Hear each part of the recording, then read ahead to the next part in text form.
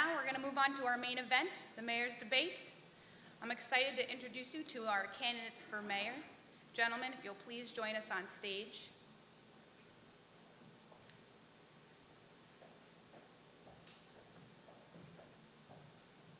Everyone, I'd like to welcome Mr. D. Wesley Slate and Mr. Michael Cahill.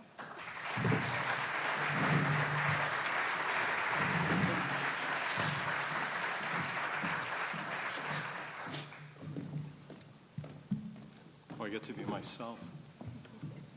Thanks, Ann.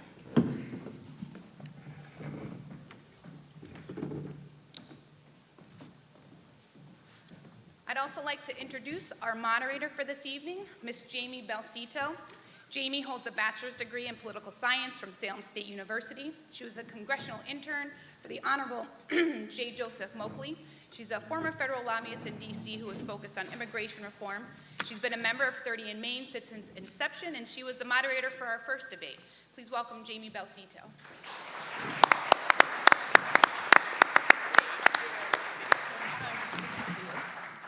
Great, thanks so much, Dana. It's great being back here. It's amazing how time flies. Since 2011 to 2013, the entire landscape of the mayoral candidacy has changed. And it's very exciting, and I think we're going to have some excellent questions, changing questions that we had even a couple of years ago. Again, it's a pleasure to be back here at this beautiful high school.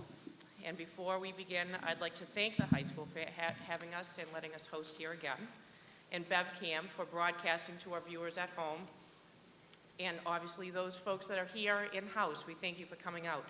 A little bit of a toss-up between the Red Sox and the mayoral candidates. We understand there might be some clicking back and forth between the two at home this evening.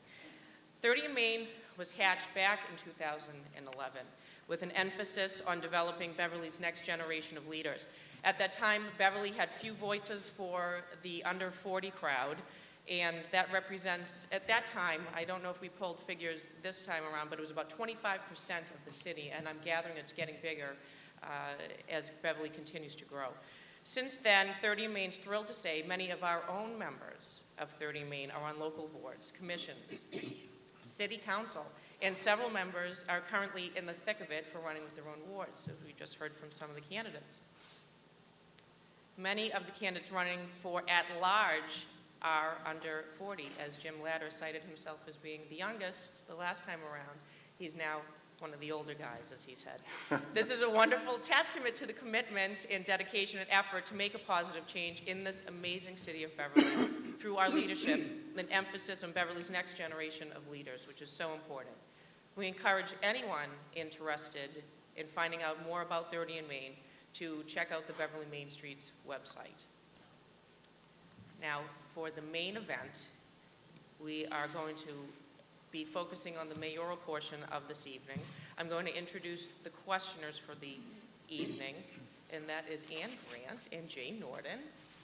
Thank you so much for being here. Both Ann and Jay are Beverly residents and 30 in Maine members. Our timers for tonight's event are also two Beverly residents and 30 in Maine members, Miss Julia Campbell and John Paydall. Thank you.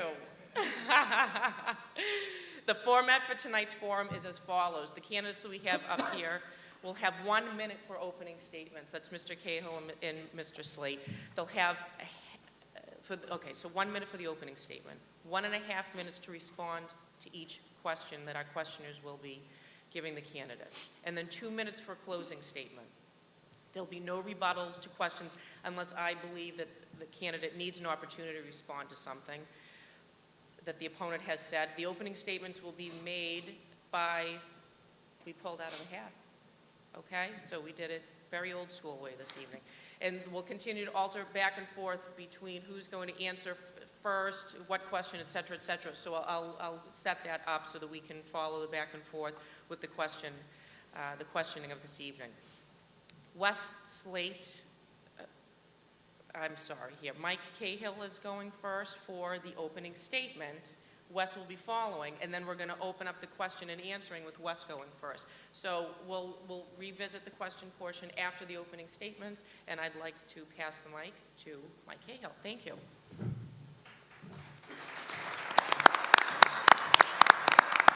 Thank you, Jamie. Thanks, everybody, for being here. Thanks to BevCamp for filming, and thanks to 30 and Main and Beverly Main Streets. It's particularly fun to be here with you folks tonight, as I've been volunteering on the Main Streets Board for almost a decade. My name is Mike Cahill. I just want to share very quickly a bit about who I am. I was raised in Centerville in the Cove. I graduated from the Beverly schools, taught most of my 20s in Beverly and in the Ipswich Public Schools. Then I had the honor of serving you as your state representative for 10 years before going to work with the YMCA's, the Alliance of Massachusetts YMCA's, as their executive director. A couple of years ago, you remember, I ran for mayor, and prior to that, I was the president of our city council. I hope over the next hour we'll have a chance for you to get a better sense of who I am and what my vision is for our city's future, an understanding of how I'll lead. My style is to be very inclusive and collaborative.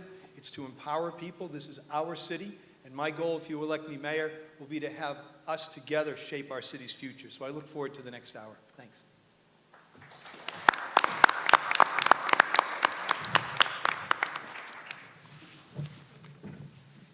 Westlake, thank you.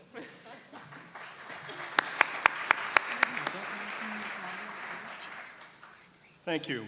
Thanks to 30 and Main and Beverly Main Streets. It'll be no surprise to any of you that both of us want your votes to be the next mayor.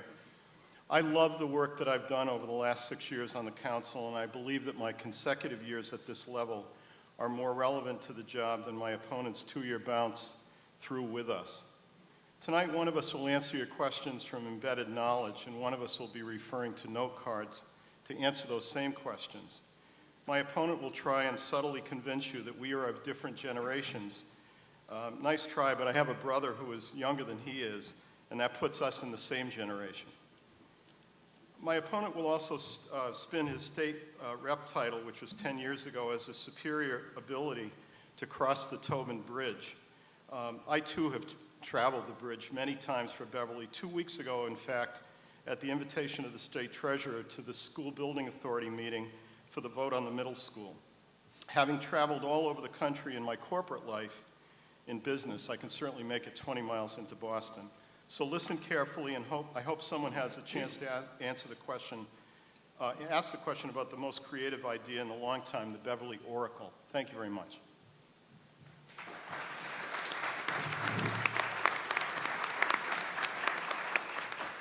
Okay, so that will set the tone for the candidates this evening.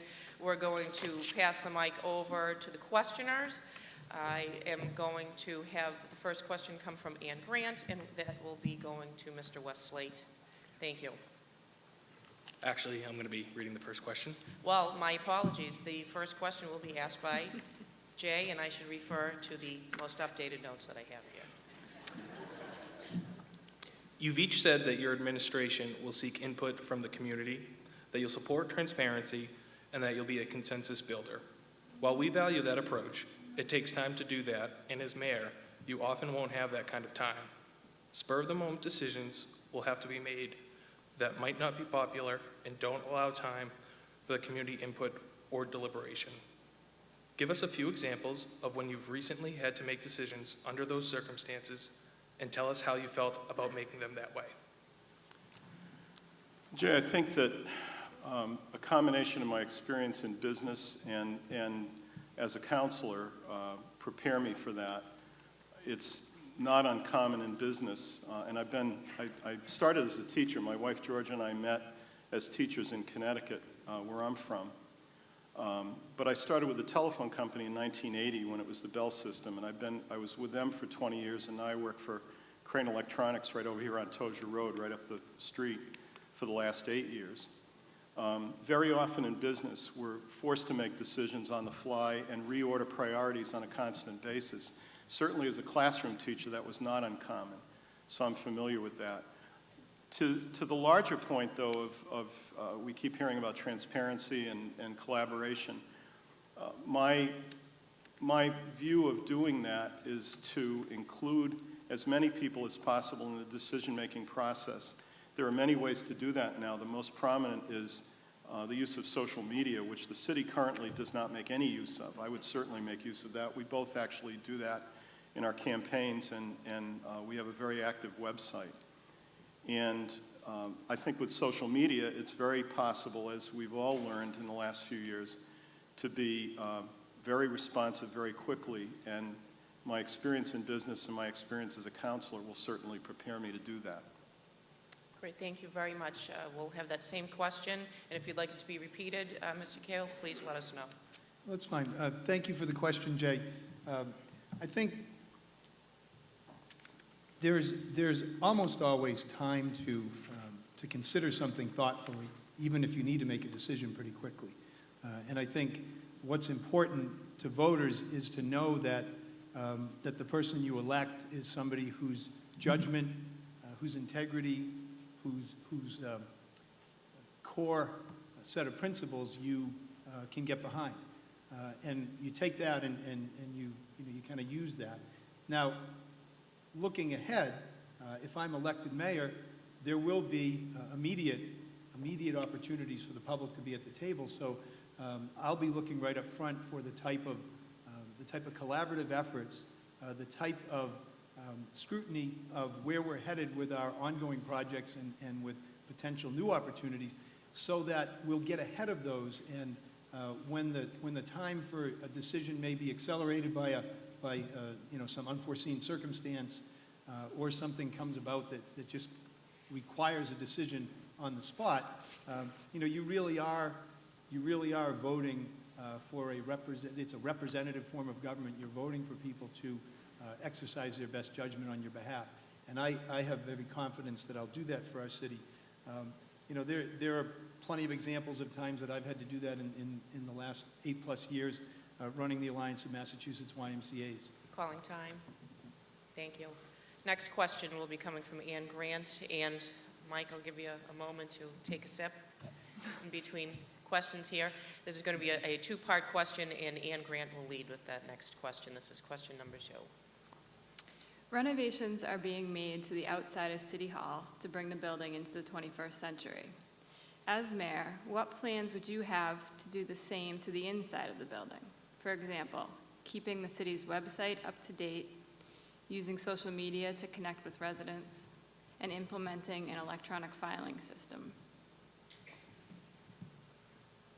Thank you, Ann. A couple of things, and we've all been talking about this. We've had several debates, and Councilor Slate and I and city council candidates, we've all talked about the need for our city's website to be improved. Also, the city of Salem just recently launched a second site for specific building projects and other type of infrastructure projects to keep people updated on things they need to know, such as, they might lose a certain area of parking for the train and need to go elsewhere, those kind of things. Also, there's a system called CityStat that, again, the city of Salem has applied for and received grant money from the Metropolitan Area Planning Council, and it's a way to really kind of add technology to the type of requests and concerns that people bring to City Hall. If you walk into City Hall, if you phone a city department and you don't get an answer or you don't get a follow-through, this CityStat software program is a way to try to, try to facilitate knowing who will be responsible for tracking and delivering on your request. So I think those are some areas that we can improve on. I thought you were going initially with other kind of bricks and mortar concerns about City Hall, and maybe we'll get a chance to talk about that and our other infrastructure needs as we move forward. Thank you very much. Wes? Well, I already mentioned the website and social media, and CityStat is something that we both agree on. It's a system that's used nationwide. I believe it was started in New York City, and Chicago, and even Amesbury up north of us uses it. And it is a way to measure performance and also measure responsiveness to constituent requests. The second website that the city of Salem started, I believe it's called what'sgoingoninsalem.com or something like that, I thought was a terrific idea, separate from the city's website. Our website currently is better than it was. We changed vendors a couple of years ago, and my colleagues on the council that have been here, that are here tonight, will remember that every time we're doing the budget and we talk about the IT infrastructure and the website, I ask the question of the director of IT and also the finance director that he works for, what are we doing to improve the city's website? So that would continue when I become mayor. The other piece of it, though, I think, is that getting information to constituents, getting information out to the public is so critical. The most frustrating thing for people, and I think we had a good example of it right in this room with the Brimble Avenue Interchange project, was the belief from people that because it was difficult to get information and find it, there was some reason why it was being hidden or kept away from them. And that was not the case. It was just not easy to find it. We have to do a much better job of doing that, and there are easy ways to do it. Great, thank you very much. This is the second portion of the question. Go ahead, Ann. How will you ensure that city employees maintain a, quote, customer service attitude and that doing business at City Hall is a positive experience for residents and business owners? So that goes back to Mike. I'm sorry? You'll- Goes to me again? Yes. Okay. Well, I think there are a few things. One is that if I'm elected, one thing that I will do early on and consistently is to bring our city department heads out to the public. We will have periodic meetings in different neighborhoods and in different venues other than City Hall to give neighbors opportunity to just hear what's going on, upcoming projects, ongoing efforts. That's one thing. Another is there's a mindset. I think there's a lot of great service that's delivered by our city employees, and it's something that we need to continue to take pride in. Citizens and anybody who wants to come do business in Beverly deserves to get good service, and I think by and large they do. Our employees also deserve to have those who come to the windows and come to their offices be respectful of them, and that's a mindset, and it's really just a culture that I'll work to ensure continues and improves. The last thought I had on that was, I had it a minute ago. It's gone, and maybe I'll come back to it on the next question. Okay, great. Thank you so much. And Wes? Well, the city employs about 1,000 people, if you include the teachers. And I've worked in very large organizations. The Bell System, when I worked there originally, had over 1 million employees. It was the largest company in the world. Now that company is Walmart. You can judge that for yourself. And I've made the point before, and it's relevant to the city's operations, that we were management employees in the marketing organization, but the telephone operators, the technicians, the clerks, the admin people, and the business office were all union members, CWA and IBEW. Even in that environment, with the union contracts and grievances and negotiations, it's possible to reward people and recognize people, and the phone company was real big on that. My current company, Crane Electronics, is really big on that, giving awards periodically to people that really deliver excellent customer service. That's something that we're trained to do. So that's an environment that I'm very familiar with, and I would implement that in the ways that meet with the union contracts and don't present a problem in that area as it did not with the phone company. Crane is not a union operation, so it's a different environment there. And the other thing I think is that you lead by example. If you set the example as the executive, as the head of the organization, and your department heads do the same thing when you choose them and evaluate them and set the tone for their departments, that does go down to everybody that works there, and I think that's a good way of doing it. Thank you so much. We will now go to Jay for our question number 3 of the evening. Communities around us, like PBD and Salem, have full-time employees with economic development experience who are aggressively marketing their cities, and their downtown districts in particular, to attract new businesses and to support the business community. We do not have this position in City Hall. What will you do to bridge this gap and enable us to effectively compete with our neighbors? Wes? That's mine. Thank I'm you. going to look right at Jen Wallace when I say this. Hire somebody into that position, full-time, an experienced professional that knows how to do that type of work. I think that not just to compete with our sister communities, because there are differences between them, but I think that position goes right to the core of what Main Street's and the Chamber, and as the counselor, along with Councilor Latter, that represents pretty much all of the downtown and also the waterfront and the Goat Hill neighborhood in my case, that economic development in the downtown area, along with other parts of the city, is so critical. I'll give you the example that the city of Salem in their planning department has about a dozen or 13 people. And Mayor Driscoll over there, whom we both know quite well, is a former city planner herself. She used to work in Beverly. The fact that we have about half dozen people in the planning department, and they do many other things in addition to economic development. We do have a person now that is assigned those responsibilities. But I think that the type of activity that's going on in Salem, and I would also use the example of Peabody. Mayor Betancourt over there is really putting an emphasis on that in the city of Peabody in their downtown area.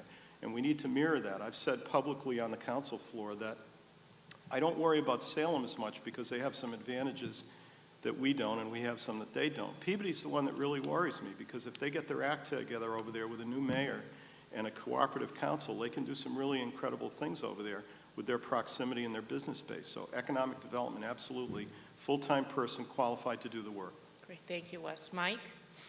Jay, would you mind repeating it? Sure. Thanks. Thank you. Communities around us, like Peabody and Salem, have full-time employees with economic development experience who are aggressively marketing their cities, and their downtown districts in particular, to attract new businesses and to support the business community. We do not have this position in City Hall.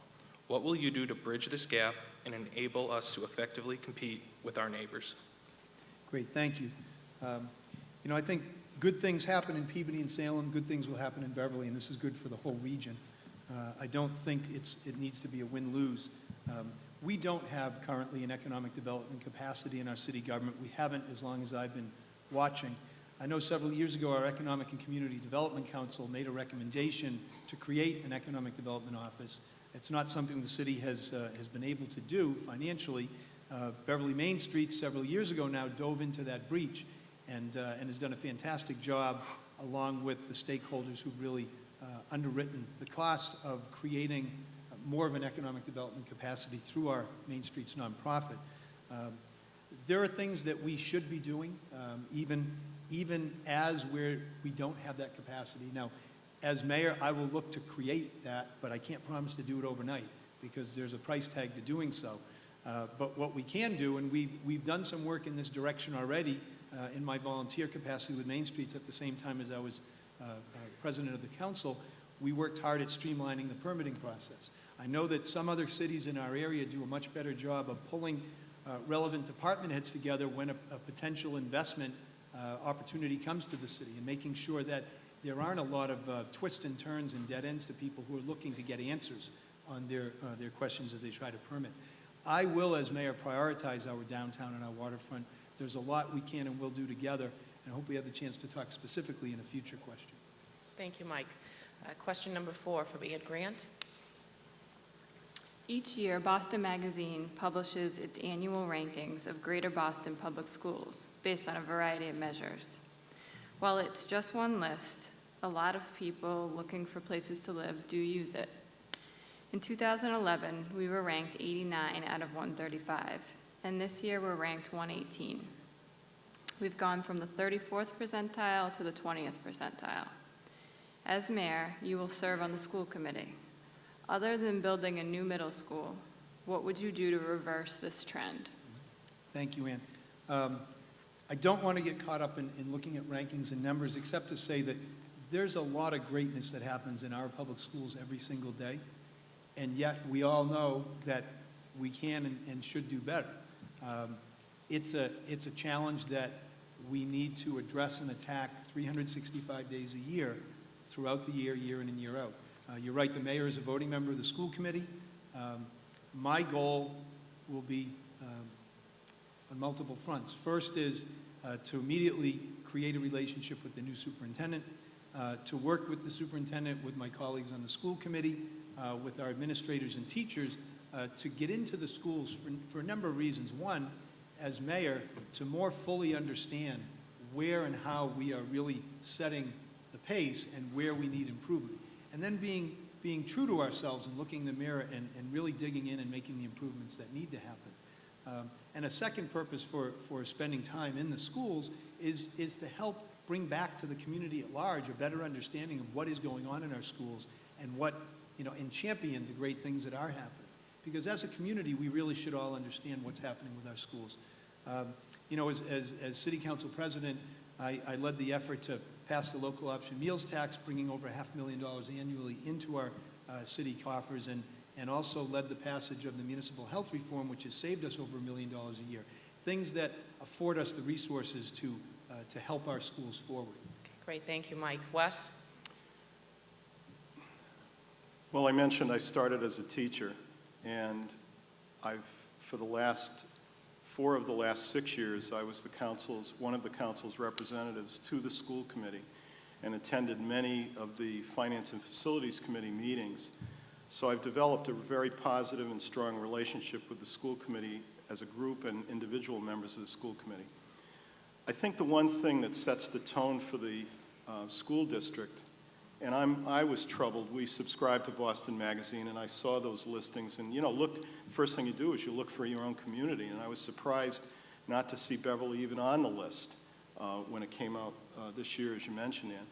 But the list is only a list, and I think the one thing that we've had to deal with in the school district in the last year or so is a vacuum in leadership, including the superintendent and the assistant superintendent both leaving before they both left.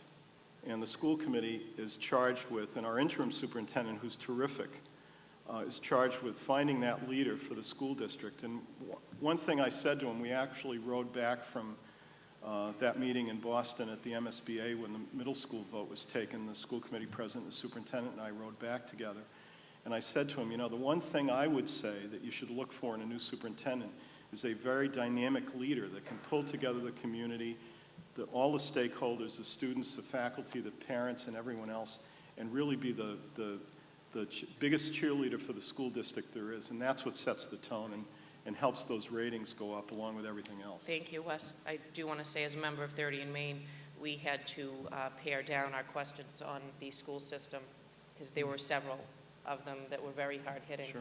And is a very big issue for this 40 and under group that the majority of us have children in the school system. Great, thank you. We're going to now move to Jay Norton for question number 5, and it will go to Wes Slate. On a scale from 1 to 10, with 10 being the highest, how would you rate the city as a caretaker of its downtown properties, whether they be sidewalks or buildings or parking lots? Please explain your grade and tell us what you would do as mayor to earn us a 10. I can look over at Jim Latter and think about the number of times that we've had discussions, and Jen and some of the other people in the room, about the infrastructure downtown. The Public Services Department does a phenomenal job with the amount of money and the people and the time and the equipment that they have, and also a very outdated facility. Unfortunately,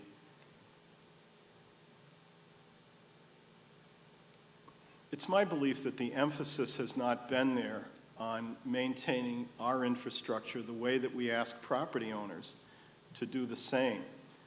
I know Don and Jan Preston are here tonight, and if you've seen them outside, and Donald sweeping the sidewalk in front of his own store all the time, along with keeping up the property himself, the city should be doing that in all the ways that we can with the equipment and the people that we have available.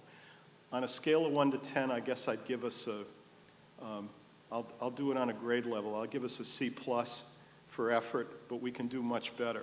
We need to invest more time and effort. It's not our front yard, but it's very often the first thing people see, particularly when they come to our restaurants and when they come downtown to do business or they come to City Hall. We had the experience a couple of weeks ago of Congressman Tierney doing a walking tour of downtown Beverly, and a couple of people that accompanied him said that it was embarrassing to see the condition of some of the sidewalks and that infrastructure that you mentioned. We can do a much better job. Okay, great. Thank you, Wes. And Mike? I'd say very quickly, good effort by our Public Works Department, not sufficient resources devoted to it. So through no fault of the people who are out there doing the work, I'd say probably a 3 or a 4. Now, I just want to use a little time to touch further on the education points, because I have a couple of initiatives that I would love to bring forward, not through the city's operating budget because we couldn't afford to do it, but through grants and through bringing our business community and our nonprofit community to the table to help. I think if we could do some work with more early literacy, so kids are more prepared to learn to read when they come to kindergarten, and if we could do some work with a summer learning initiative. We do have a percentage of kids who struggle with their standardized testing and who struggle and are promoted from grade to grade, but they're flagged as being potentially not at risk of not being ready to go come September. And kids who very much are subject to summer learning loss.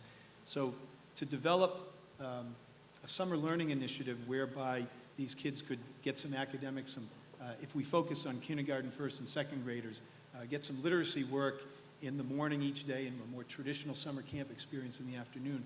I think these are ways, and they're really outside again of the city budget. They will require somebody who can bring together our business community, our nonprofits, and who can creatively and proactively go after the type of other funding streams that might help us initiate these. But these are ways in which we can help to address those concerns with our rankings. Thank you very much. As long as they are not out on the city sidewalks doing these, they should be fine. Okay. I appreciate you taking the time to put a little bit more behind the educational piece. We're going to move to question number 6 for the evening, and that's Ann Grant. Thank you. With all the focus on Brimble Ave and Dunham Road, there is concern that new commercial development in that area might negatively impact the downtown. How would you respond to that concern, and what would you do to keep the downtown competitive? And that's Mike Cahill. Sure, thanks. Thank you. I know that has been raised, and I will say that as best I understand their business model, Whole Foods is not looking to come downtown and would not really be an option for our downtown. I know there's been a lot said about Brimble Ave in recent weeks and months. The rezoning vote was taken by the council. A big part of the motivation for that was the sense that the CEA group was going to develop regardless of whether it's on the property they currently own or the property that they may now swap for. And the concern that we may not get traffic safety improvements that we need without that rezoning. As far as the downtown, we talked about the need for resources in the mayor's office to be focused on our downtown. I believe that I can unlock our waterfront, that we can adjust our federal channel lines, and we can amend the state designated port area statute that currently prevent the type of development on our waterfront that some of our private owners next to the McDonald's site would like to do. And that can help really kind of revitalize and bring up the waterfront and that whole kind of lower end of downtown. And then I think there is some tremendous cultural and arts opportunities along, throughout the downtown that again, it will be the mayor's responsibility to focus the resources we have and really make it a top priority. It will be at the top of my list. Thank you. Wes? The assets that we have downtown, and particularly representing Ward 2 as I have for the last 6 years, the creative arts community, and specifically the Montserrat College of Art, the Arts Center over at Endicott, the music program at Gordon. We have a lot of creative people that live and work and study in Beverly, and many of them live in and around the downtown area. Some of them are here tonight. The city has said all the right things about supporting that. The council, I think on 2 separate occasions, has designated an arts or an arts and cultural district. The NEA grant that Beverly Main Streets in the city got recently that has a resident artist at Montserrat that has a very exciting plan for the Beverly Oracle that I mentioned before as a way of bringing together that arts community to the downtown area. That's one of the things that we have in Beverly that no one else around us does. Salem does have a world-class museum, but they don't have an art college in their downtown area. And that's something that we could really focus on that would not take away from, that would enhance the downtown, would not really be located anywhere else in the city, and would take advantage of the area that's already there and the resources that are right in the downtown area, which Main Streets has been integral in. Just on the waterfront for a second, we had a similar question last night, and I said that it's very difficult when you're dealing with an abutter who says, if I don't get what I want, no one gets anything. And that's the reason the city has taken the position to fight that until it's almost done. Okay, thank you very much.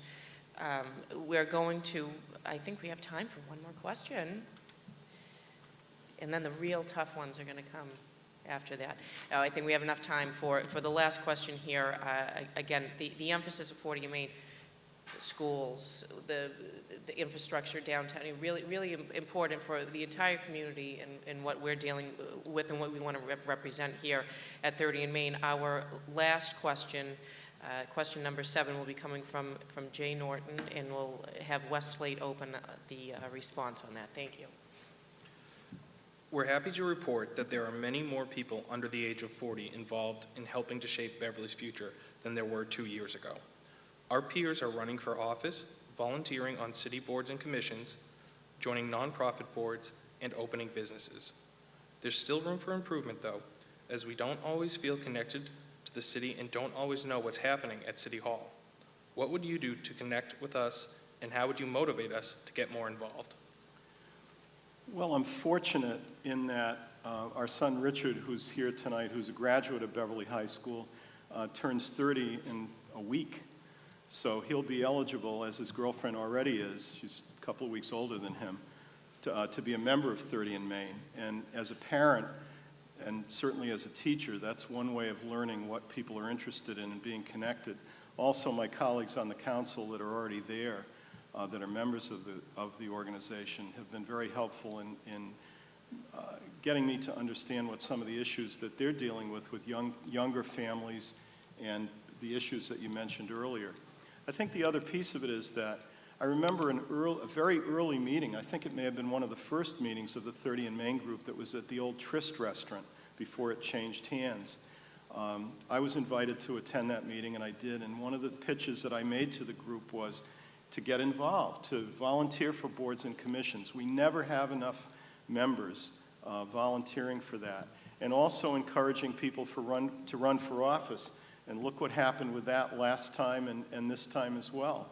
I'm so pleased to see that many of the people that ran for office last time that were not successful and did not get elected, in addition to those that did, we encouraged to volunteer for boards and commissions, and some of them did. And I think with all but 1 or 2 exceptions, they're serving on boards and commissions, and a couple of them are running for office this time. So that's the mayor certainly sets a tone for that, makes the appointments and to the council's recommendation, and I would certainly continue to do that. Mike? Great. You know, the generational change in leadership in this region has happened, and it's now finally happening here in Beverly. If you look at every other city north of Boston, we've got very talented, dynamic young mayors, and along with that comes a lot of opportunity. Yes, serving on our boards and commissions, great opportunities, but in addition to that, there are many new projects and initiatives that I'm interested in proposing. You know, I talked with you a bit about the educational potential we have to go outside of, be more creative. And clearly, 30 in Maine has a role to play. So Jay, I'd be looking to have you folks at the table with everything that the city does. But then, of course, it's up to you to be there and to be engaged. Both here in Beverly, for what we're looking to do in our downtown and on our waterfront, for what we're looking to do to be more responsible environmental stewards, to recycle more, for what we're looking to do with our schools and to preserve the character and quality of life in our neighborhoods. The whole range of things that we all do care about, you care about every bit as much. And so, you know, you folks who are active with 30 in Maine, you're the leadership, and I don't think I think you are doing a great job, and I think you'll be very successful in bringing more of your peers to the table. But it's both locally and it's regionally. There's great regional opportunity for economic development and for, as I said before, looking for ways to improve the way that we impact on our natural environment as well. Thank you, Mike. I just wanted a point of clarification. 30 in Maine is 40 and under, 18 to 40, just FYI. We had, I think, Jay, I don't want to call you out on the carpet, but was one of the youngest members the last time around in the early 20 zone. And I myself am phasing out of this age group, so we have a diverse group of folks that are very involved and interested. So much so that actually wanted to flood the at-large candidacies with everyone that was 40 and under. And I think that we've done a great job with that. Gentlemen, this concludes the question portion of our forum this evening, and I myself want to say thank you for the opportunity of being able to moderate this. I'm thrilled, again, to be able to have been here again 2011 and 2013, and thrilled to be a part of 30 in Maine. We are going to now move to the closing statements. 2 minutes for each candidate, and we will open the floor to Mr. Cahill. Thank you.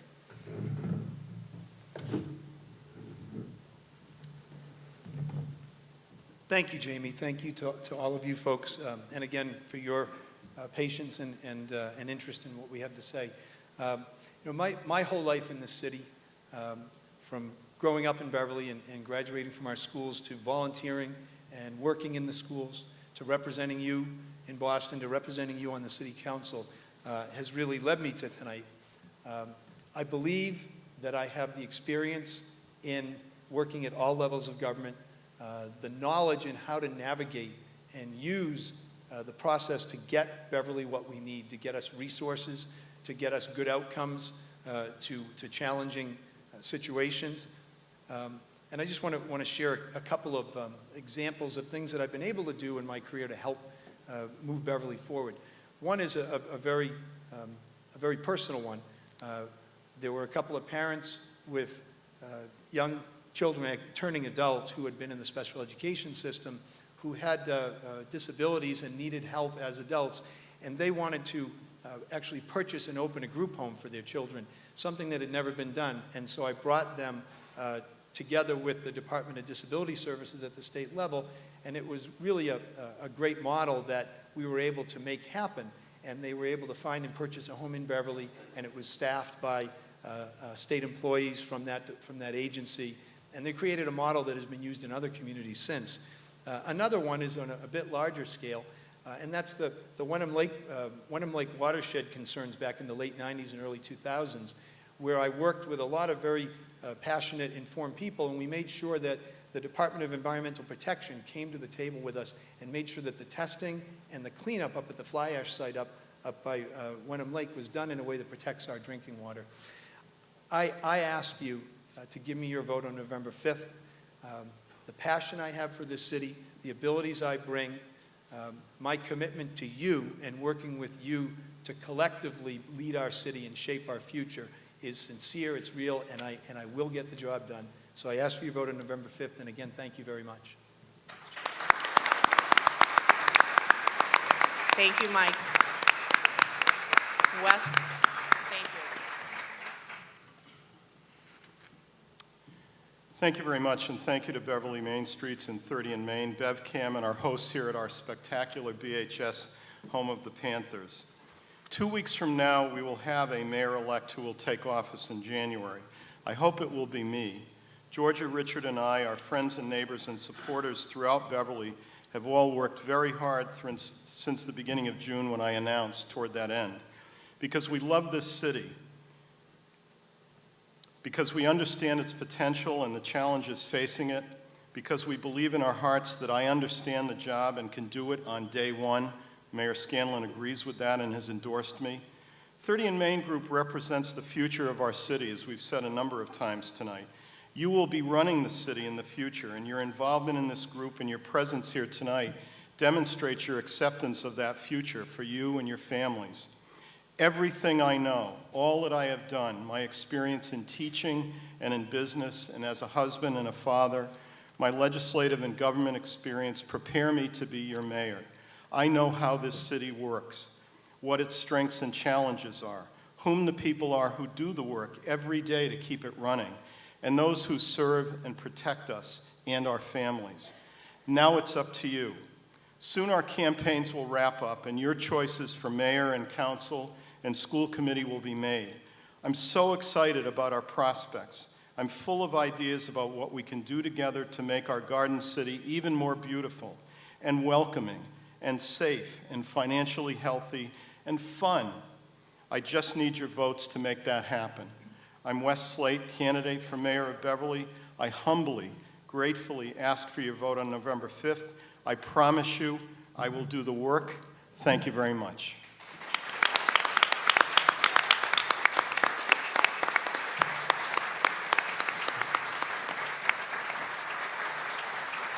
Gentlemen, thank you.